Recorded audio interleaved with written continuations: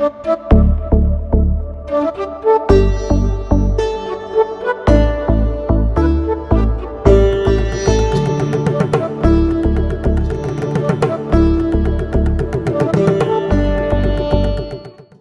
The Poonam show में आपका बहुत स्वागत है और मैं हूं आपके साथ सुमन पाल।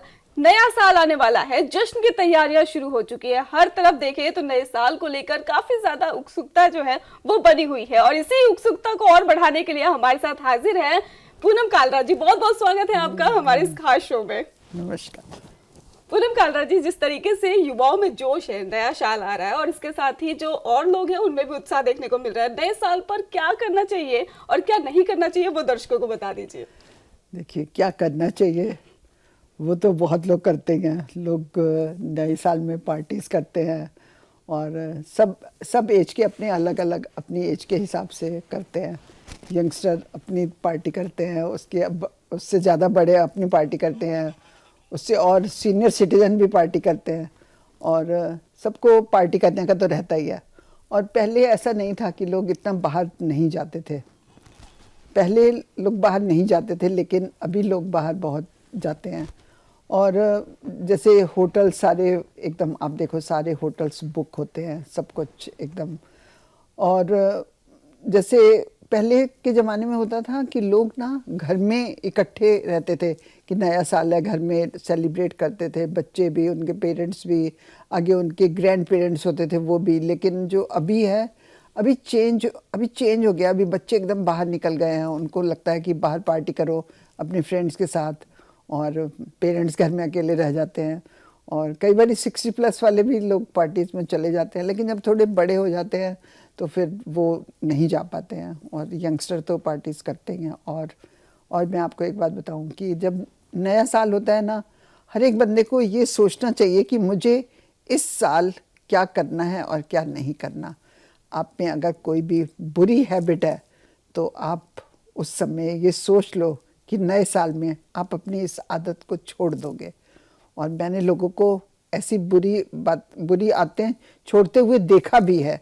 अगर एक बार आप इस बात को ठान लो कि मैंने ये काम नहीं करना, तो मैंने बहुत लोगों को सिगरेट छोड़ते हुए देखा है कि लोग कहते हैं कि हम नए साल से बिल्कुल भी सिगरेट नहीं पिएंगे। और मैं ऐसे लोगों को जानती भी हूँ जिन्होंने छोड़ा और आज तक नहीं पिया, सालों हो गए।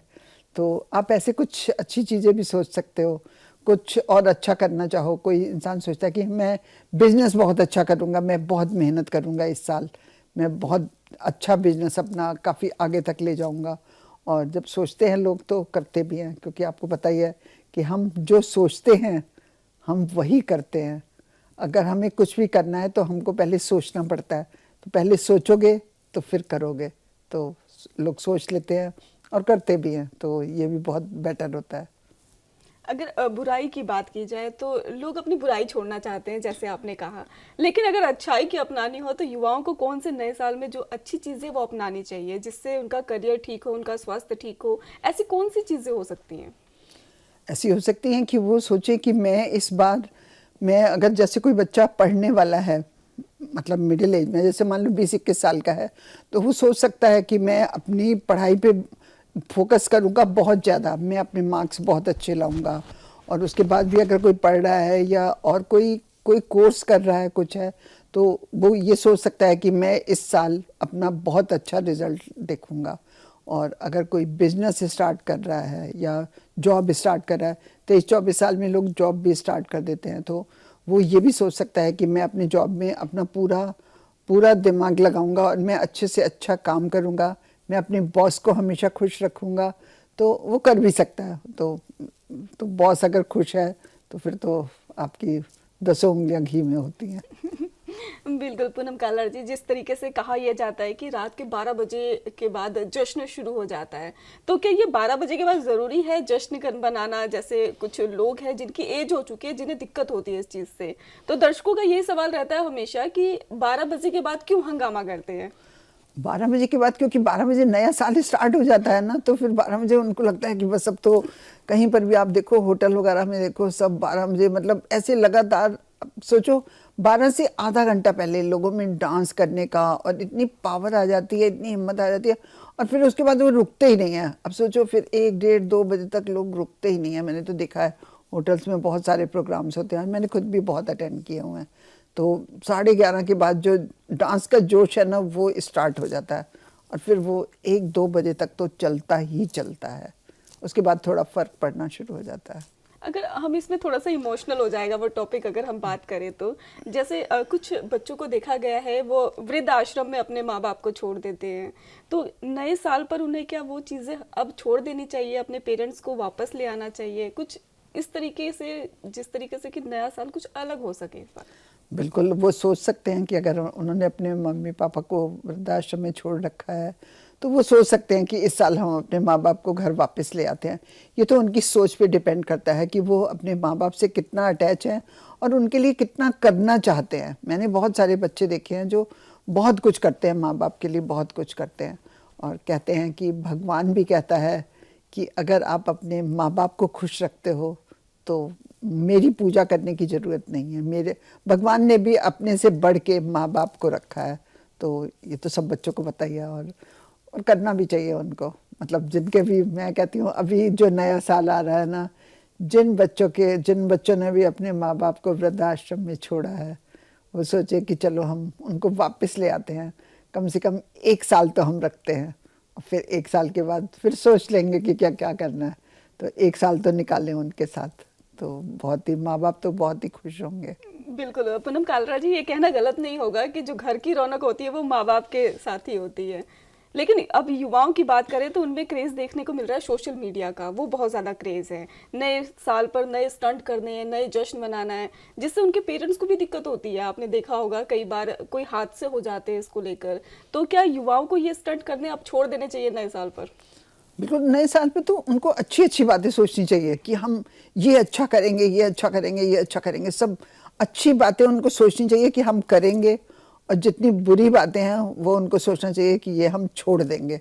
और माँ बाप तो देखो, हर एक माँ बाप अपने बच्चे का हमेशा अच्छा ही चाहता है। अब ये तो बच्चों पे डिपेंड करता है कि बच्चे क्या करना चाहते हैं। बच्चों को कई बारी तो कंट्रोल कर लेते हैं माँ बाप, लेकिन कई बारी बच्चों को कंट्रोल नहीं कर पाते, क्योंकि आपने देखा होगा नए साल में बहुत ड्रिंक्स वगैरह और ये सब कुछ बहुत चलती है।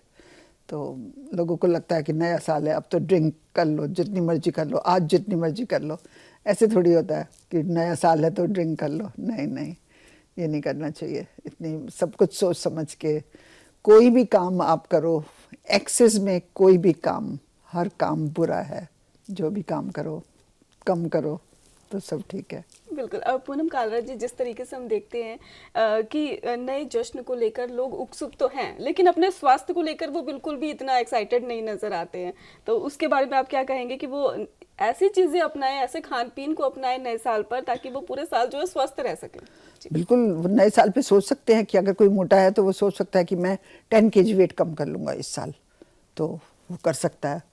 बहुत सारे लोगों को मैंने देखा भी है कि लोग सोचते भी हैं कि जैसे कई बार लोग बोलते भी हैं कि इस बार नए साल में मैं अपना वेट कम कर लूँगा, नए साल में मैं ये कर लूँगा, मैं वो कर लूँगा। वो जो तेजगी है ना, वो 1 महीना रहती है। लोग जिम चले जाएंगे कि हम जिम ज्वाइन कर लेते हैं, कुछ है। जनवरी का महीना ना पूरा उनमें जोश रहता है। फिर मैंने देखा है कि अगले महीने से जो होता है ना, वो सब शांत हो जाते हैं, पता नहीं क्यों, लेकिन मैंने देखा है। मतलब ये कहना गलत नहीं होगा, कुछ दर्शक हैं जो प्रण लेते हैं लेकिन उस पर कामयाबी जो उन्हें हासिल नहीं हो पाती है। पूनम कालरा जी, और एक चीज और मैं पूछना चाहूंगी, लोग अपने माँ बाप से जिद करते हैं, चलो ठीक है हम आईफोन ले लेते हैं इस बार नए साल पर, हम कपड़े ले लेते हैं, लेकिन जो बजट होता है माँ बाप का वो कई बार कम रहता है, तो उसके बारे में एक संदेश जरूर दीजिए इस टाइम पर युवाओं को कि कैसे जिद करनी चाहिए हमें अपने माँ बाप से, या कैसी नहीं करनी चाहिए? देखो बच्चे, अब सब एज के बच्चों के लिए मैं कह रही हूँ, आप बच्चे अपने माँ बाप को उन्हीं चीज़ों की फरमाइशें किया करिए जिन चीज़ों का आपको लगे कि वो आपको इजीली दे सकते हैं, आपके लिए इजीली कर सकते हैं। अगर आपको लगता है कि वो इजीली नहीं कर सकते, उन्हें उधार लेके करना पड़ेगा, तो प्लीज़ माँ बाप को बोलिए ही मत वो काम के लिए, क्योंकि माँ बाप तो माँ बाप ही होते हैं। उनको लगता है बच्चा चाहता है तो जैसे तैसे मर्जी करके इसको दे दो, इसको ले दो, उधार लेके दे दो, कुछ है। तो आप कभी भी ये सब कुछ शो ही मत करिए अपने पेरेंट्स को कि हमको ये चाहिए। अगर आपको लग रहा है कि वो नहीं लेके दे सकते तो प्लीज़ माँ बाप को परेशान मत करिए, क्योंकि माँ बाप की भी एज बढ़ जाती है ना जब तक आप ये सब कुछ सोचते हो। बिल्कुल पूनम कालरा जी, जिस तरीके से आप बता रहे हैं कि माँ बाप के लिए कुछ ना कुछ करते रहना चाहिए, तो नए साल पर ऐसा कहें कि पूरा समय जो है उनको दें, ऐसा कोई प्रण ले ले उनके लिए। एक काम अगर बच्चे कर सकते हैं ना तो मैं उनको कहूँगी कि वो ज़रूर करें। नए साल में वो एक बार ये सोच लें कि हम अपने माँ बाप को टाइम देंगे। माँ बाप को ना बच्चों से कुछ नहीं चाहिए होता, सिर्फ उनका टाइम चाहिए होता है, क्योंकि उनका अकेलापन जो है, ये सभी लोगों को मालूम है कि उनके लिए अकेलापन बहुत होता है। आप सोच लो कि थोड़ी देर माँ बाप के पास बैठ के बातें करो, उनकी बचपन की बातें सुनो, उनको कुछ बातें सुनाओ, कुछ अपने फ्रेंड्स के किस्से सुनाओ उनको, कुछ उनके किस्से सुनो। कम से कम आधा पौना घंटा एक टाइम और आधा पौना घंटा एक टाइम, इतना टाइम तो आप 1-1.5 घंटा तो अपने माँ बाप को 24 घंटे में दे ही सकते हो। बस इससे ज़्यादा उनको कुछ नहीं चाहिए होता। बिल्कुल पूनम कालरा जी, आपका बहुत बहुत धन्यवाद हमारे साथ जुड़ने के लिए और दर्शकों को ये बताने के लिए कि आपको नया साल किस तरीके से मनाना है और अपना कीमती समय जो है वो किसके साथ मनाना है। बहुत बहुत धन्यवाद आपका हमारे साथ जुड़ने के लिए।